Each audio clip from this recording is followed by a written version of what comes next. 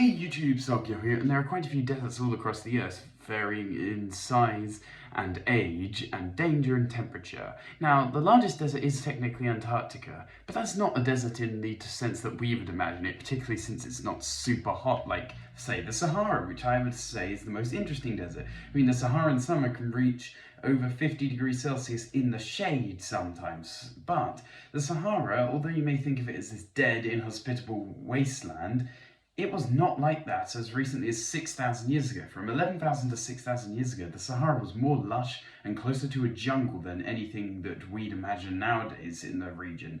And the whole region, the size of the United States of America, was like this. But why is this? How can that even be possible? Well, it has to do with the Milankovitch cycles, which concern how the Earth's seasons and change over time because of its orbit and its axial tilt. So the first things first. The first thing that can affect it is eccentricity. The Earth doesn't follow a completely circular path around the Sun. It's oval shaped because of the tug of other objects and just the fact that you can't really get a perfect circle in anything. Anyway, its eccentricity is a measure of how oval shaped it is. If there's a higher eccentricity, there's a greater distance between the periapsis, the lowest point on the orbit, and the apoapsis, the furthest point on the orbit, from the object or body that it's orbiting around.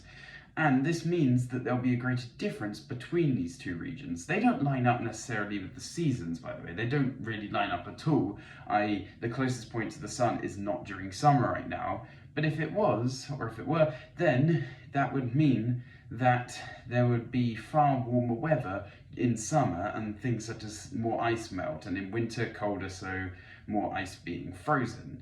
Now, there's also the axial tilt, which changes. Right now it's about 23.5 degrees, but this can vary over time. If the axial tilt is steeper, that means the seasons also are exaggerated because it's tilted closer towards the sun during the summer, and in winter it's tilted further away from the sun, so it's going to be colder. Now that we've got all these things out of the way, and also precession, which is where the oval shape of the Earth's orbit wobbles around, you can now understand that these things eventually lined up to cause the African monsoon which is where a huge amount of rain falls in equatorial Africa, places like the Congo.